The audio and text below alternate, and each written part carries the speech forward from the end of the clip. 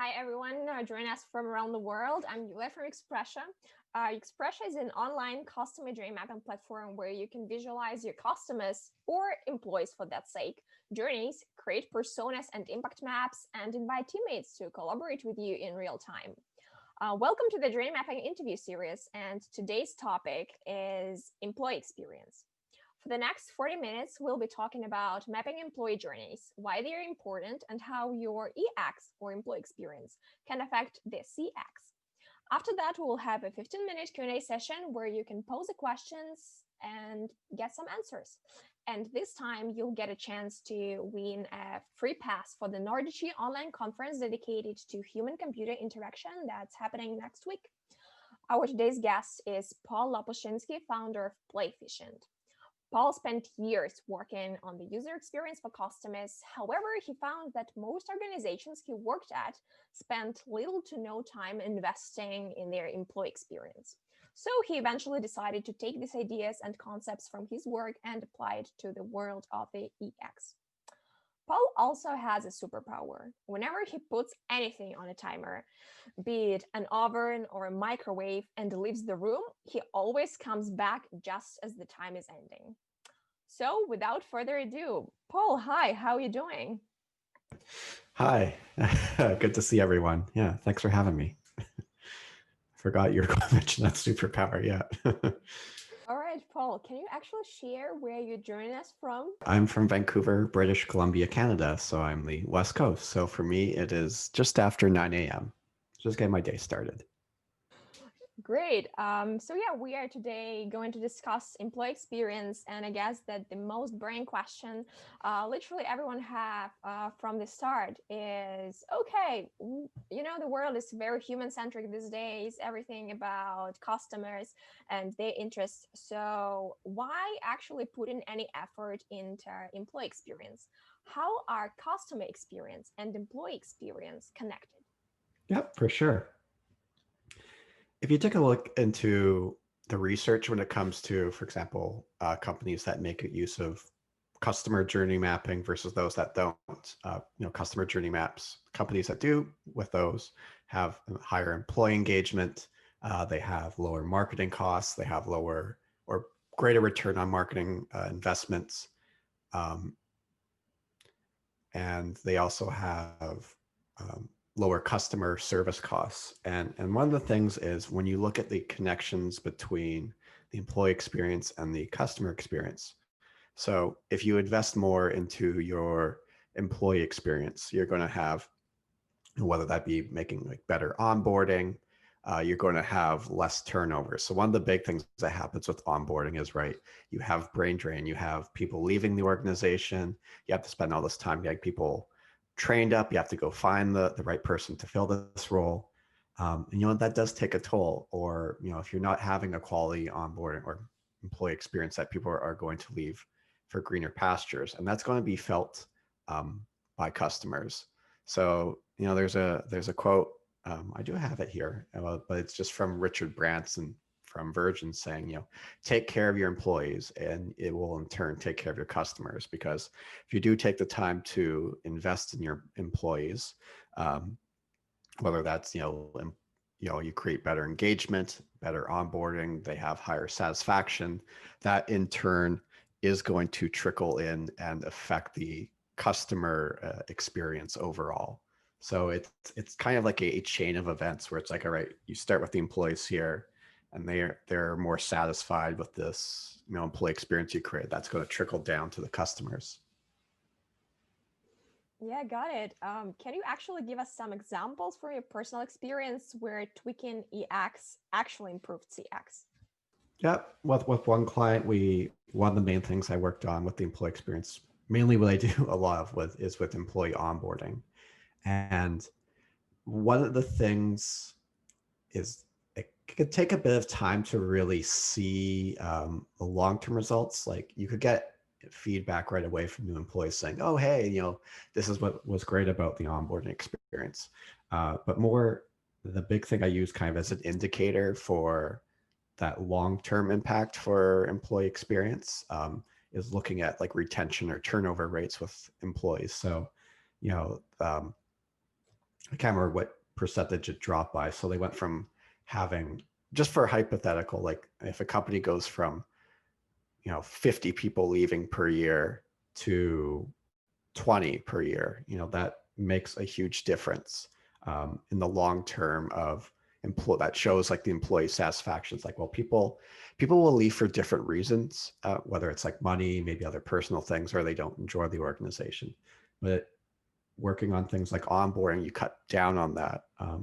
You're starting to see long term how much better the revenue was doing, when they had less cost to deal with when it came to the onboarding, but also how it impacted customer satisfaction long term.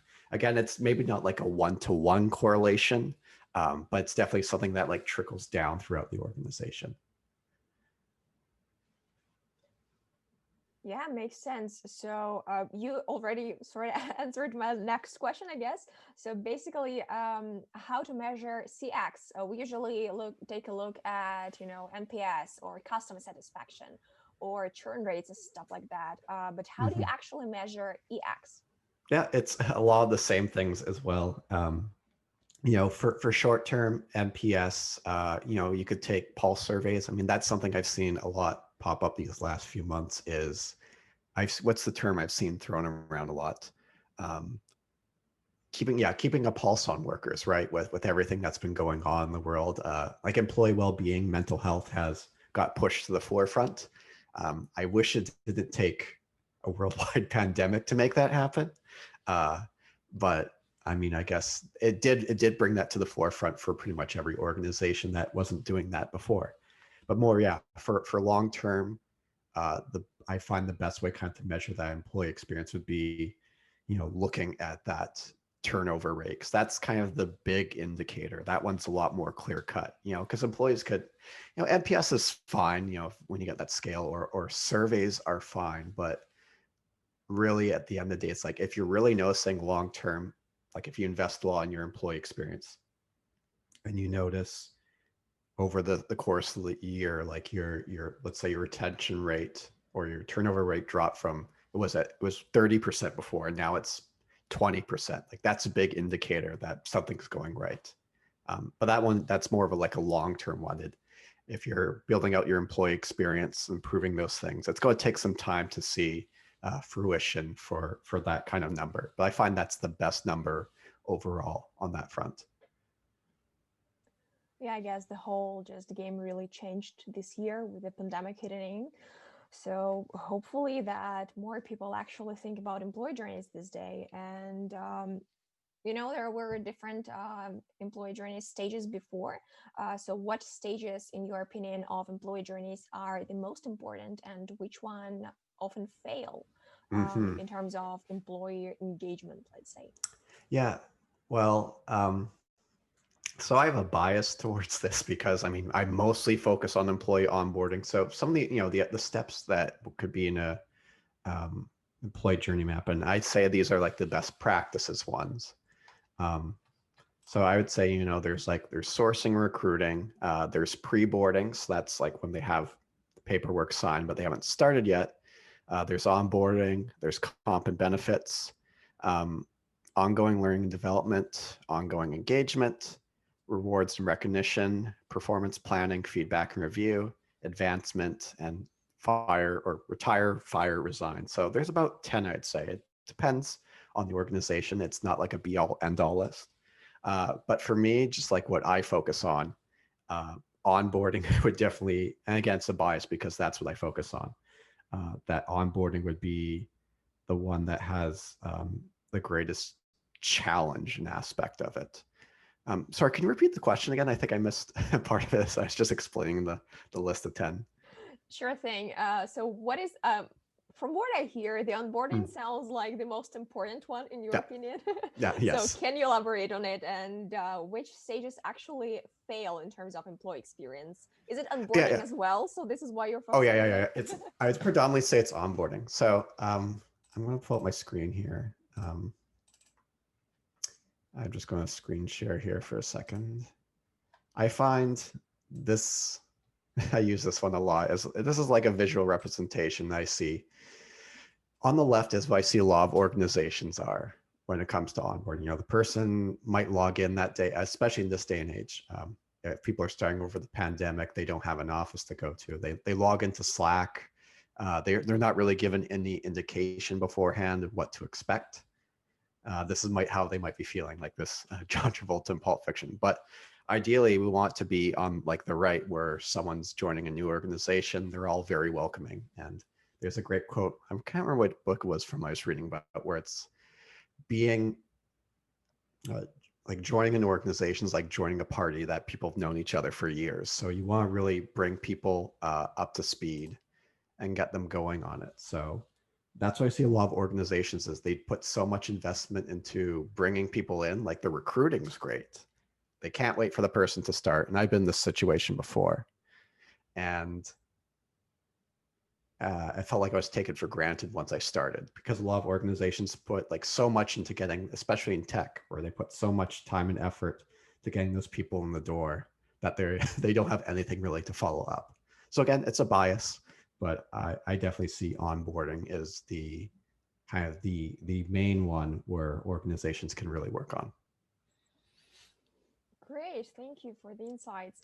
So let's get closer to the mapping those actual journeys part, I guess.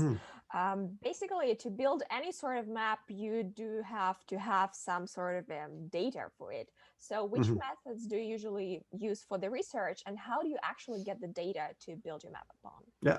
Yeah, for sure. So, I mean, I guess it depends where you're starting on the map. A lot of it is having conversations. Now, it's easy for me. Like, I know people like, oh, like, do we need to have hundreds of conversations or whatnot? But a lot of it is, going in with my big thing is, in the ideal world, is sitting down with people and just like, whether looking at yourself, but also talking with other employees and asking them like, hey, so let's say we're just going to talk onboarding. Like, so what worked for you about onboarding? Like what didn't work? And starting to pick up kind of those details of what they say and noticing key phrases. So, and always when it comes to picking up that data, you never want to take answers at face value, because what we say versus what we mean versus what we do versus what we feel are all very different, but there's like a tiny overlap between them. So I always encourage people to use the 5 whys technique, which you may have heard of, where you ask a question to someone, they give you an answer, and from that answer you ask a why for it. So if someone said with onboarding, it's like, oh, I was confused of what to expect the first day, and then you could ask, oh, why were you confused, and so on. And typically when you get to around 5 whys, you get to that root cause.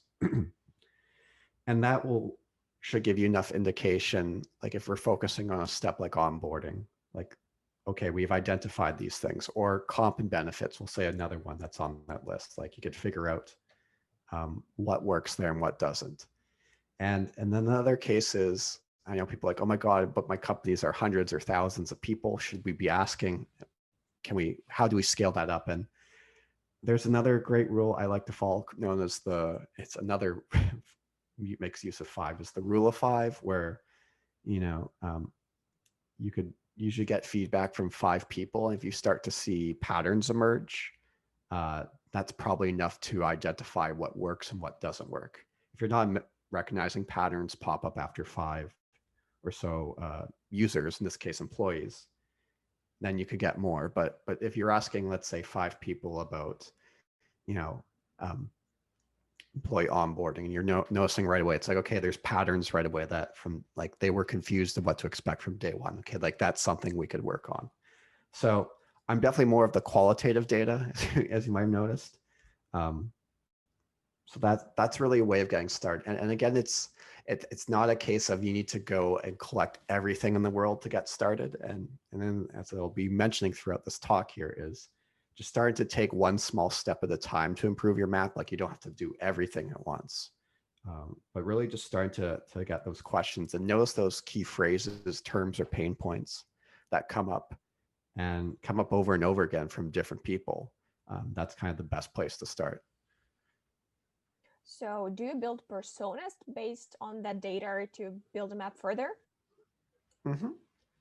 Yeah, you can definitely make use of personas. Personas are a funny thing, I find, where I'm sure anyone who has built personas or spent a lot of time building personas knows the experience of spending a lot of time in them and then no one ends up reading them because they get into maybe a little too much detail that frankly doesn't impact things. So whenever I tell people when they make personas, I do encourage them to make them as visual as possible as opposed to filling them with walls of text. But usually when it comes to personas, yeah, a good framework to start from is really easy. It's just like go from seniority levels and departments. So, if you're having someone starting as a software developer or who's working in finance or is in marketing, like that's always a really good start for building personas, but also personas for, oh, maybe this is a junior employee who's like starting just out fresh out of university or college, or someone who's coming more into middle management, or someone who's hired into the VP level or is at a VP level. I find those are kind of good starting points when it comes to personas. But personas it's a little different than when you're doing customer journey maps, because I think you have more of a better intuition of who the people are because you're typically working with them every day. Personas can be a funny thing where I know people can get really swallowed up into them, and then be in situations where people just disregard them or don't read them. So yeah, they are important, and make sure they're visual based too, I would say, is the big thing. So you totally mentioned plenty of them, but is there any sort of a limit? How many personas do you typically have for a map? A lot of the questions I received about this, yeah, it's really the cop-out answer will say it depends, really, for the easiest thing. The one thing I like to talk about when it comes to, and you can make use of this with personas as well, when it comes to onboarding, I always struggled for a while there of like, how do you scale up onboarding processes? And so I mentioned, they think of their onboarding process like a food menu. So there's like the main course. So no matter what department it is, no matter what seniority level someone's coming in at, this is what they get in the onboarding experience regardless. Like everyone gets the understanding of like the values of the organization, and they get an understanding of like things everyone gets in the organization. And then you could start breaking it down further of like the side dishes where it's like, okay, if someone's coming in at a VP level, here's things that they need to know or go through with onboarding that others don't. Or if someone's coming in as a software developer, here's things they need specifically for them as opposed to someone coming in marketing. So yeah, cop out answer, but again, it really depends on the size of the organization, the type of organization. But I always think for a lot of organizations, a good starting point is trying to break it down by departments. Like I said, maybe marketing, finance, as a software developer. That's the easiest way when it comes with personas on that front for creating them. But I get it, as I mentioned before, I think some people could get a little bit too focused on the personas as opposed to the journey map itself. Yeah, and apparently, journeys that those personas actually go through are different as well. So, do you build like one map or several maps? How many of them do you typically have? Yeah, and that's that's the thing as well. Again, it depends. So, I'm going to use if we're talking about maps here. I have an analogy I like to use with. Sorry, let me just screen share here.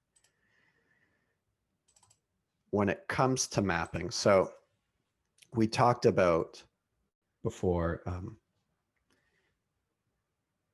that there's like the best practices, there's maybe like 10 steps in the employee journey map in total. Again, it could vary on the organization, but when it comes to these kind of maps, I like to think of it as, okay, so you have, if we're going to use actual maps, so you have your world map. The world map here would be kind of the equivalent to the entire journey map. So this is like a very high level overview of everything that goes on the journey map. And then, you could break it down to a country. So here I have the map of Canada where I'm from. And that's where you could start to get more specific. So if we're saying onboarding, it's like, okay, here's like the day one portion of it. And here's maybe like the buddy system portion, or here's like the 30, 60, 90-day review portion. And you could have like an overview of that.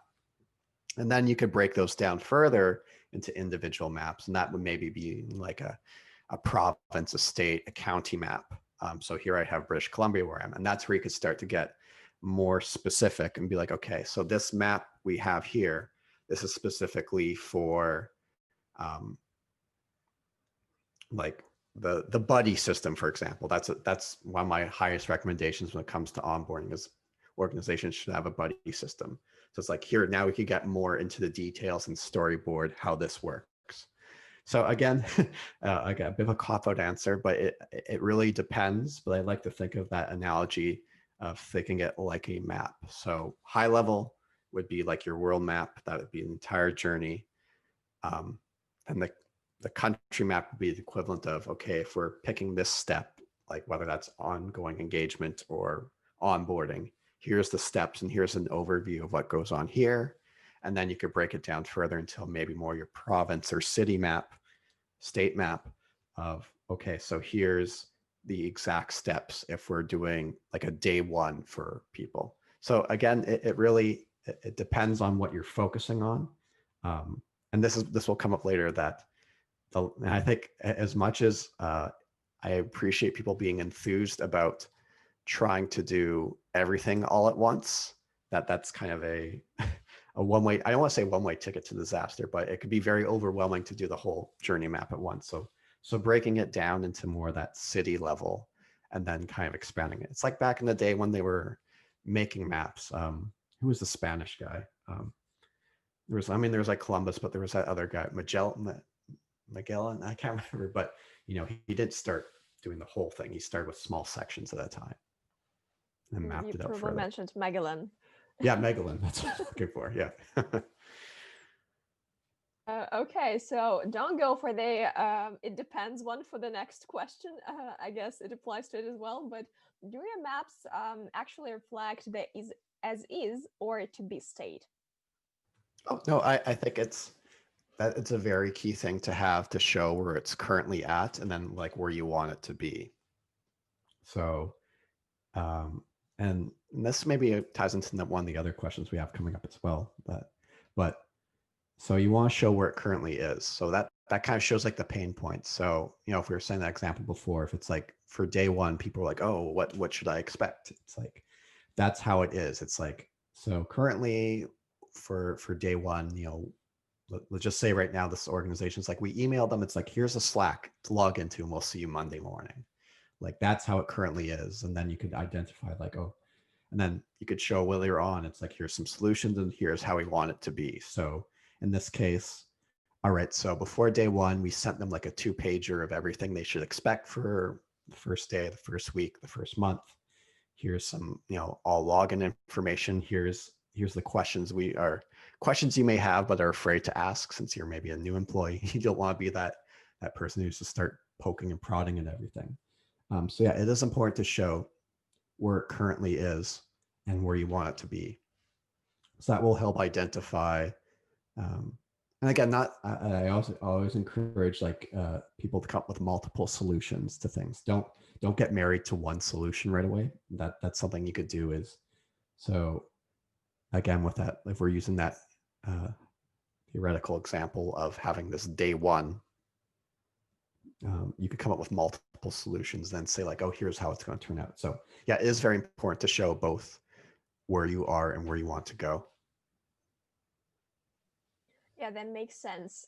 And as you mentioned before, while we all want to map everything at once, in your experience, should it always be an end-to-end journey map from onboarding to, I don't know, retirement, or just leaving the organization and moving on, requesting the recommendation? Or should you focus more on the specific stage or a couple of stages?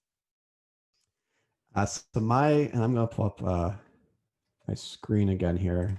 So I get the quote right. So I always, whenever I do these kind of webinars or workshops talking about these kind of topics, so I'm definitely more of the, I'm very, I love it that you're like super enthused if you want to do everything all at once, like do the whole journey map.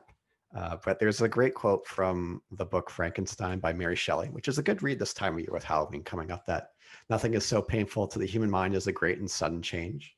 So as much as I appreciate the enthusiasm of, in organizations, like we want to just overhaul everything at once. That's a very monumental task to do. And for a lot of organizations, it's going to be the case of like, maybe their onboarding's great, but their retirement, like the retire, resign, fire section part of the journey map isn't that great. So I always encourage organizations to take one or two or three. It really depends. Like recently I did some work with a company where we just focused on two for now, to really get started there. And then if you want to go more, again, it's using the map example of starting on your local map, and then you expand it elsewhere, outward to the state, the province, then maybe the country, and then maybe the world. But because there's so many moving parts in organizations, that doing a whole, like as much as I love them to be enthusiastic about doing a complete overhaul, it's best to kind of start small and identifying right away. It's like, okay, your onboarding needs improvement. Let's just focus on this part of the journey map, and that will influence other areas too. So yeah, I always encourage those to take one small step to begin with, and try and start small, and to get a feel for the process too. And then incrementally, then you can expand it elsewhere. And the last thing I want people doing would be like locking themselves in a room and just like trying to come up with this whole map, and then coming out few days, few weeks, few months later, and then people being like, oh, I don't agree with any of this. So as you mentioned, there are like a lot of emotional journeys included in the experience of the employees when they join. They are probably anxious about the whole thing. First day at work, what should I do? Who should I poke or not? So what about this emotional experience? Do you typically include it in your journey maps? Yes. So I'm just going to share again. So I was playing around with the journey, the employee journey map here. And so, for example, we're still doing that that thing of the day one.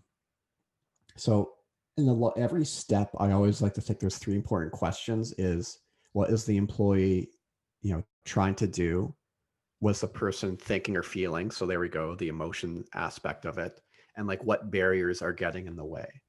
So for example, we're using this day one example again. Let's say all the person gets is like an email saying, all right, we'll see you Monday. Here's your Slack information.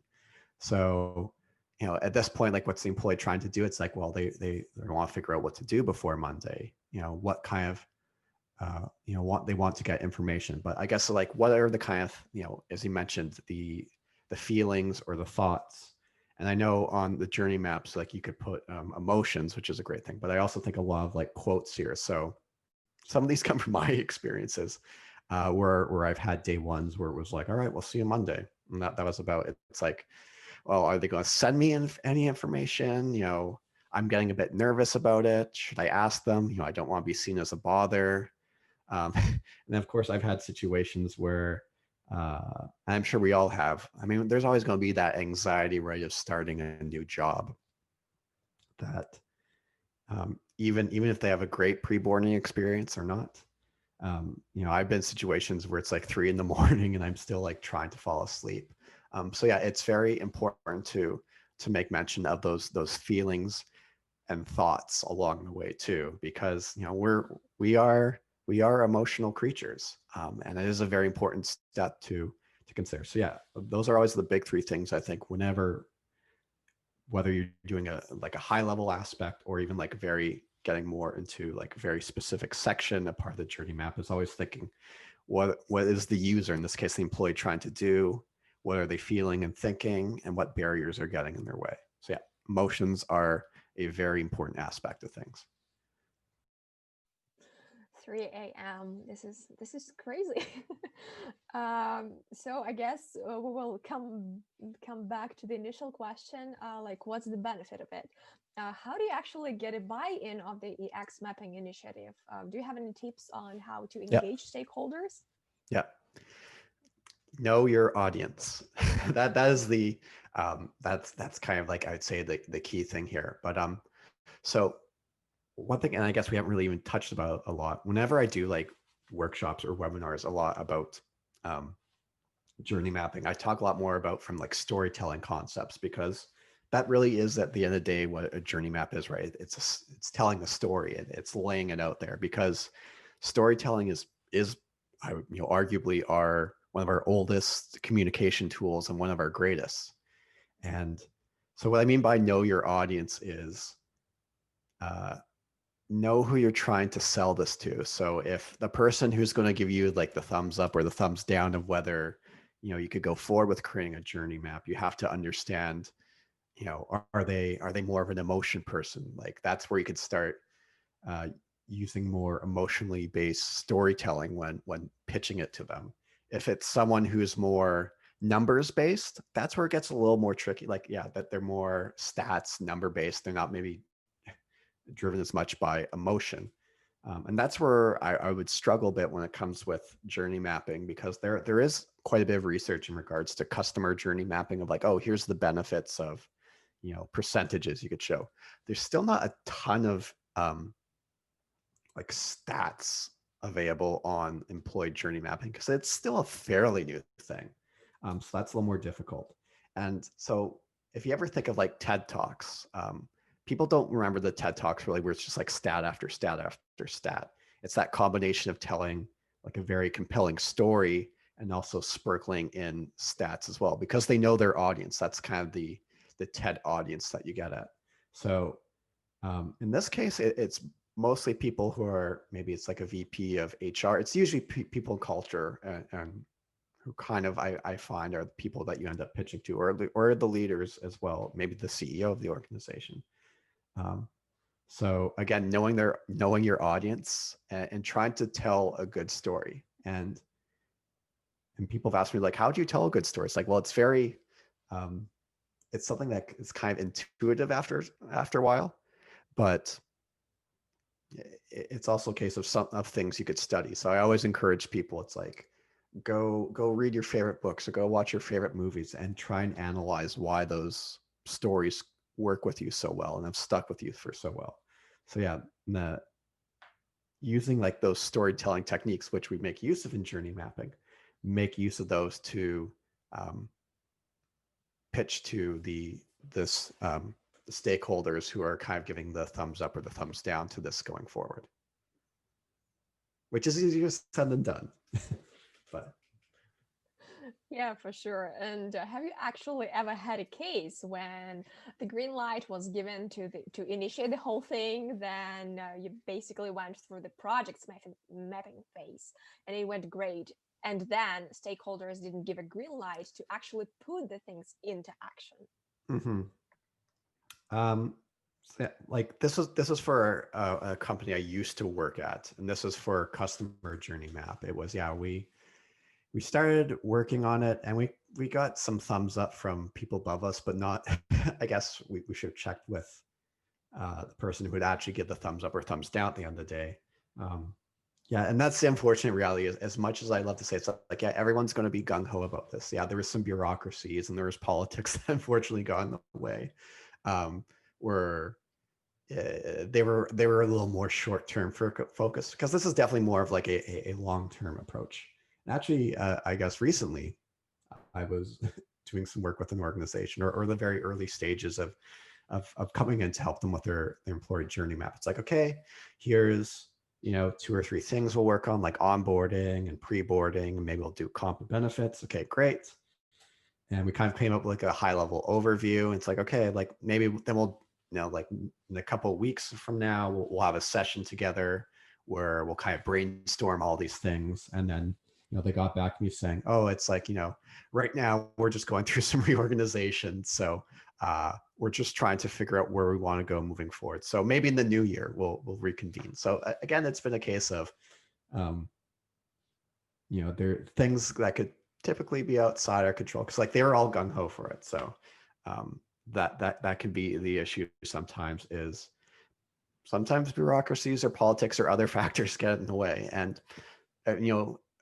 that's their call. Like as me being as an outsider coming in to help an organization as much, I mean, if they need to take their time to come up with other stuff, it's like, well, I'm still in touch with them. So maybe again, it's not like a no, but that is a reality with things, right? And that's again when I talk about that Mary Shelley quote where it's like, as much as I appreciate people like wanting to like try and revamp everything, like let's just start small to begin with and take a few steps at a time, so we don't overwhelm ourselves. And again, like pitching a whole journey map to change and saying, all right, we're going to do all this, as opposed to, hey, we want to just try this little small thing, give us, I don't know, let's just say, give us a week.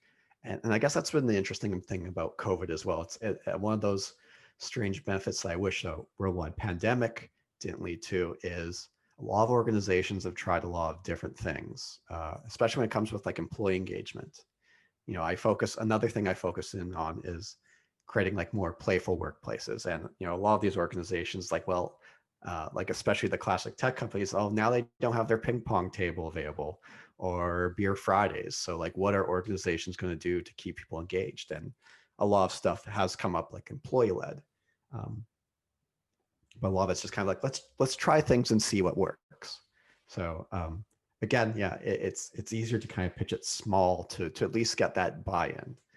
And again, as much as I love to people just to do the whole thing at once, could be a one-way ticket to overwhelm.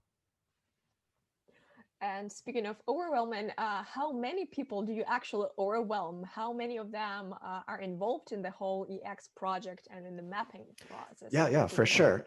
sure. Sorry, it's my microphone. So, typically when I've worked with clients, it's been like the people leading the project is people like in HR or people in culture, those kind of roles. But as I mentioned earlier, like the last thing I want them doing is locking themselves in a room or at home, I guess in this case, now that we're remote, spending days, weeks, or months not getting like any input and then going out there and showing it to employees. It's like they're the people who are kind of spearhead, like leading the charge, but also throughout the process, people can get involved, whoever want to. Like, if you have these interviews with people and asking them questions about onboarding, they could definitely have great insight. So, if you say you're improving the onboarding, again, that's the easy example for me to use. Having someone who went through the onboarding process, maybe let's say 5-6 months ago, as opposed to someone who's been at the organization for 6 or 7 years, that person who just went through the process has a much better idea of what works and what doesn't about the onboarding process. So again, this is another, it depends. You could have kind of people come in and out of the project for, all right, we need this bit of insight into like where things go right and where things go wrong.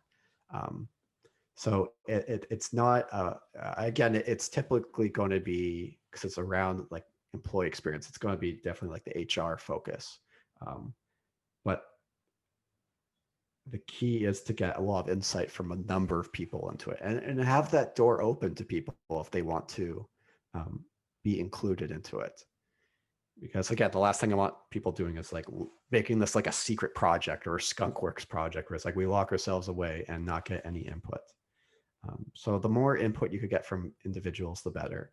But you are going to have probably that core team that leads the charge of collecting all that information and putting it into an action. And that's also why I encourage people to start smaller so they could get that feedback quicker. Be like, okay, this works, this doesn't. And you get a better idea of how to make these journey maps, then you could expand it elsewhere. Great. So I guess my time is almost up. So one last question as of now from my side. Paul, do you have any advice for those who are going to start their first EX mapping project? Yeah, for sure. So it's probably come up several times already through this, but again, it's mentioned like that Mary Shelley quote of, nothing is so painful the human mind as a great and sudden change. It's just starting small. So I actually encourage, maybe we'll do this more at the end of the session because I know there's some questions here in the chat that we could look at afterwards. But, whether I encourage everyone to think about, like, after, the session's done, whether, later today, later in the afternoon, wherever time zone you're at, tomorrow, later in the week, like thinking of like what's one small step that you could do, moving forward. Is it reading more about it? Is it, trying out, you express, like the because, you can make use of a journey map. You could start playing around with it.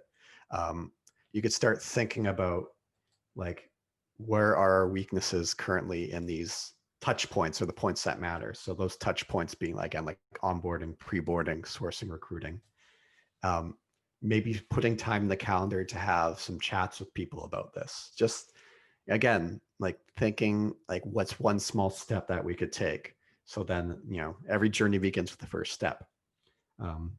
Every mapping journey, right? It didn't start the whole world. It started a very small portion.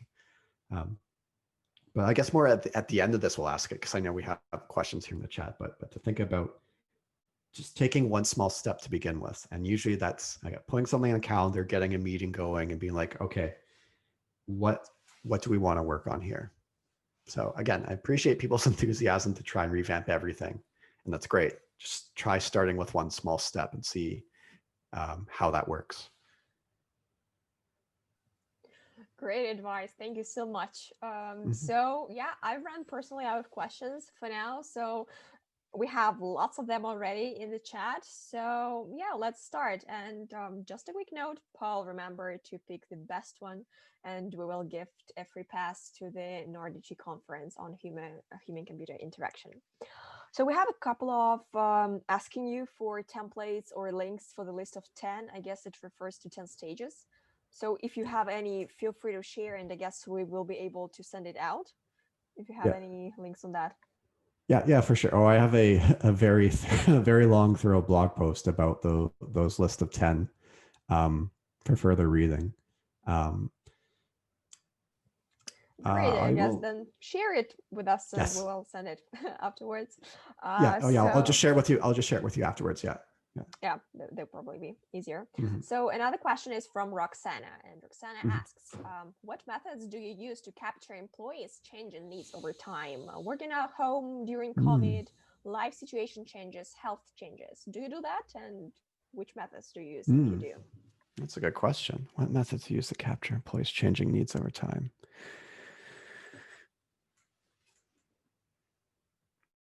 So I guess one thing to think about here, and when you're doing a journey map, that it's not like a one and done approach. It's not like you create this whole, like, let's say, again, like we'll just use onboarding as an example. Like you create this journey map, you look at all these touch points, or the moments that matter in employee onboarding, and it's like you tune it up and everything, and it's like, all right, perfect, like we never have to touch it again. So I think a good thing to include in the journey map is like, where can things go off? Like if a section's like, oh, what if this situation changes? Like, again, like you said, like what if a health changes? What about working from home changes? Again, like I guess the big thing moving forward would be what happens when people go back to the office. That hybrid mix, that probably is going to be the predominant one. So that is a good question, but I'm thinking because, like, when people think map, especially if you think like of a world map hasn't exactly changed over a long period of time, but more like the smaller steps have. So that when to be into consideration that whenever you do a map like this, that it's not set in stone, that it will incrementally change. So again, these last few months have really shown a lot of interesting things have popped up, and I've gotten organizations to think outside the box or be on their toes. So yeah, I think that would be kind of having some, in these maps, you can include like contingencies, like whether things that we could predict. So for example, like this hybrid model of working from home and working from the office, which I think is pretty easy to, I would say that's a lot of organizations are going to go with.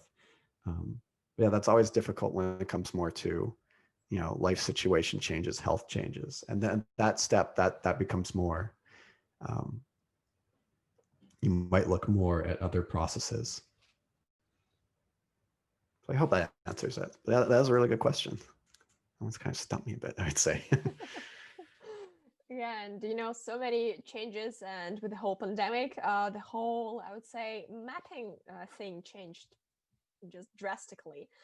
We used to meet each other in their rooms and basically map everything using stickers and stuff like that.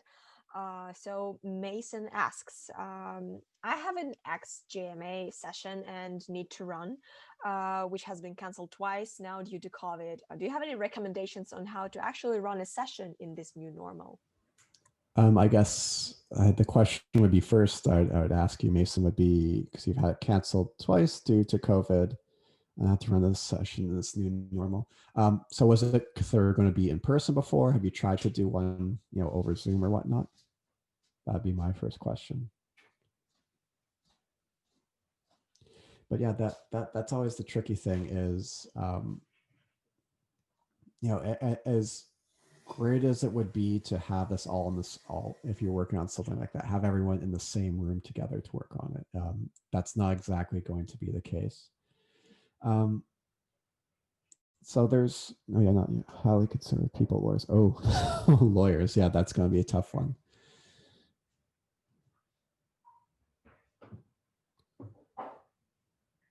I was looking at a small firm. I'll get input from them all.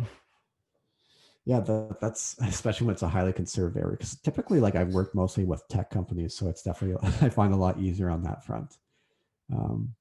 Owners are firmly behind the idea.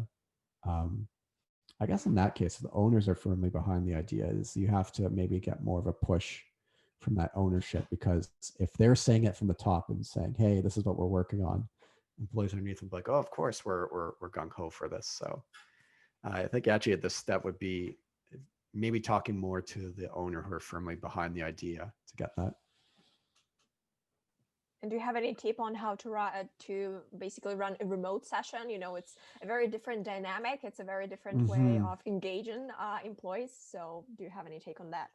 Yeah, I think one of the big things I found that's worked really well with it is, if, say, we're running a session over Zoom, is if it's a small firm, having some question prompts, breaking people out into digital post-it notes.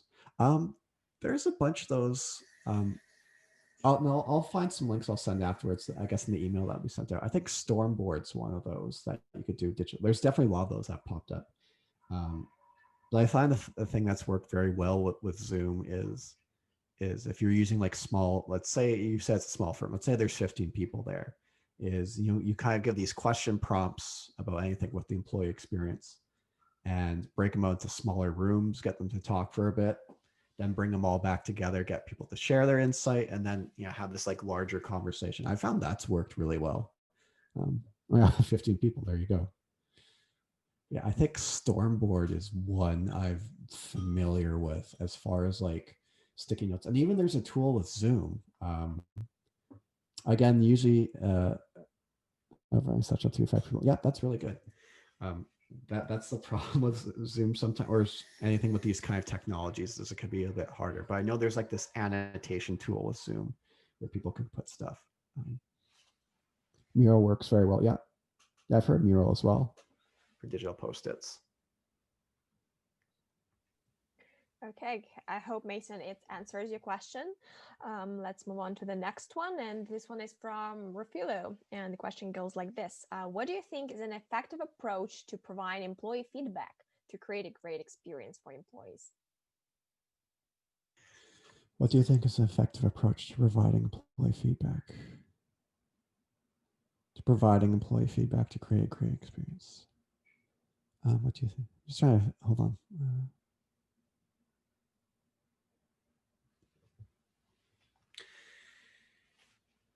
I might not fully understand the wording of it, actually. What do you think is an effective approach for providing employee feedback? I guess it's something, Philo, help me out here if you have anything to add. My take is feedback is usually very touchy. Prompting feedback. Say, like touchy topic, because it's always difficult to I don't know, to provide negative feedback especially, but positive one as well. So what's your take? I have a modern suggestion box or something.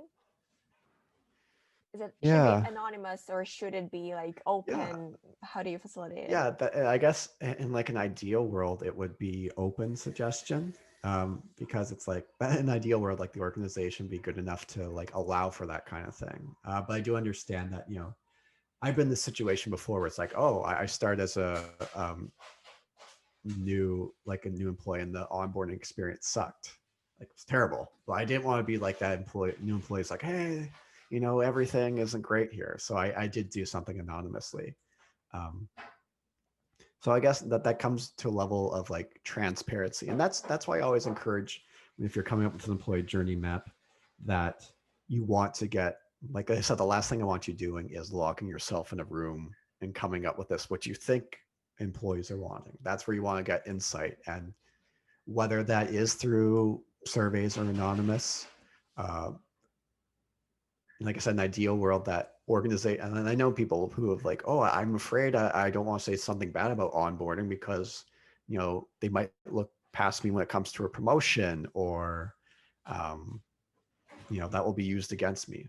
But just having that channel open regardless. Like, an ideal world, yes, people could come in and say, this is what we want changed. But if you do need to make use of an anonymous survey, you might have to do that. Yeah, I feel Okay, like so I've let me added. reword, giving Yeah. like lots of different approaches and how they provide. What do you think is best? I guess there's no like real best approach. I find the one that works is whenever people are trying to get feedback is, you can have a list of questions that you might ask, but if someone says something really interesting, don't worry about getting all those other questions in. That's where I talk about those 5 whys. It's like if someone mentions something really interesting, like something that really perks up your attention. Like, for example, I was talking with an organization. They're like, oh, we have a very fluffy culture. And I was like, what do you mean by fluffy culture? And we went very deep into, I had all these other questions in mind. But I just completely disregarded those to learn what they meant by having a fluffy culture. And it was very enlightening. But yeah, to have those kind of very open-ended conversations and discussion points, and really being not afraid to disregard what you currently have if someone mentions something really interesting like that. So hopefully that kind of gives that insight into. So yeah, and ideally, yeah, if you have those conversations, it's much easier to pick up on those kind of things, because you could be like, I want to ask you that right away and figure out what you're talking about. Great, thank you. We have 2 last questions, I guess.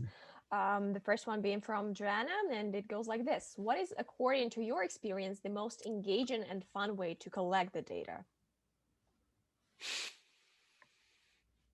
The most engaging and fun way to collecting data. Oh, that's a good question. Well, back when back when we were prior to COVID, it was definitely having people again in a room together. The classic thing of having all the stickies on the wall, markers everywhere. That's definitely been the most. That's definitely been the most fun, and just kind of setting this environment. This ties in a lot with design thinking, where it's like there's no real wrong thing you could write down here. There's like this is an area where we're open to all these interesting ideas or thoughts, problem solutions. So that to me was always the most engaging. As far as now, I've definitely said, as was mentioned a couple of questions ago, starting with small groups of people together, and then with the breakout rooms, getting them all together, giving them like an interesting question prompt, and what I would do is, like a facilitator, is like I'd hop back and forth between rooms. I'd make note of things and then bring the room back together, and get people to share things, and they get the whole group to share. And then I might also make mention of things like, oh, you mentioned this thing. Can we talk about this as a group? But I guess also now there's also been that recommendation of what you could do, sort of like you can make use of like Stormboard, and there's a couple of other examples there as well. Yeah, I find that's kind of been the most engaging approach as far as doing it online. I know there's some people are like, oh, should you use more sophisticated tools? Because there's a lot of fun apps out there you can make use of, which I've tried with. I'm part of a mastermind group. We've tried a bunch of these tools. It's like they're great tools, but as soon as you have like more than 5 people in the room, like or 5 people in the room together working on this, there's always going to be like one person struggling with the tech, and it's not very clear. So, I mean, there's a bunch of tools out there, but I still recommend to people at the end of the day, it's like Zoom's pretty good as is. If you have like good facilitation, you ask the right things, that's still like a great, engaging and fun way because I mean, the last thing you want is like, oh, here's this very cool, fun tool, but like half the room can't use because tech issues happen and then everyone ends up in a pissy mood, You totally don't want that for your mapping session, especially if it's going to be a long one. So the last question is from Lacey, and Lacey asks, on mapping experiences, what is the best way to filter down on what to show, edit, create focus? Do you have any strategies that you use for determining this?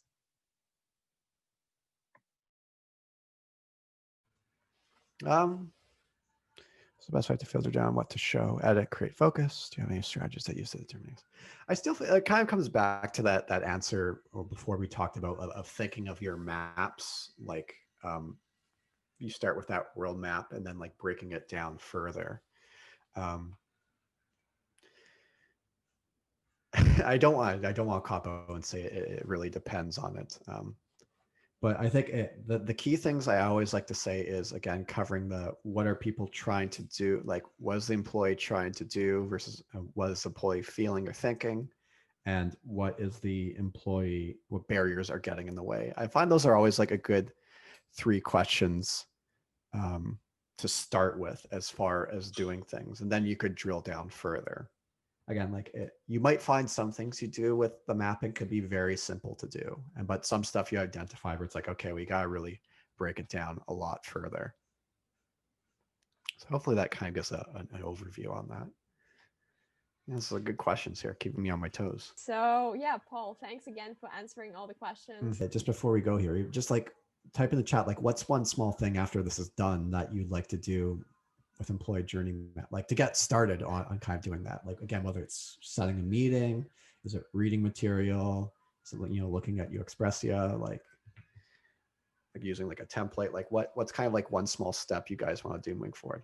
Again, thanks guys. I really hope that due to Paul's insights, you will actually take some steps to improve your employees' experience and to make it more playful and efficient. Is that it, Paul? Yeah, Playficient. And I know some people said reach out to me. Yeah, so the best way to on my website, Playficient. Just find me on LinkedIn is probably the best way. I'm the only one with my name, so don't worry about getting me confused with anyone else on that front. But yeah, feel free. Again, my email is paul@playficient.com. My website's www.playficient.com. Find me on LinkedIn. Yeah, send me a friend or connection request and just mention that you were in this Zoom or in this where you found me. That'll be a good mention of it. But yeah, and we'll share more information from what Paul mentioned, like the top 10, the list of 10 things. So yeah, guys, also don't forget to check out Expressia to easily map your employee journeys if you are actually going to do that. And one last thing, please leave some feedback via the link that you can find in the chat, probably above all those comments and thank yous to Paul. Thanks. Have a great rest of the day and of the week. And hopefully we'll see you at our further events soon. Take care, guys, and bye. Yeah, take care, everyone. Bye.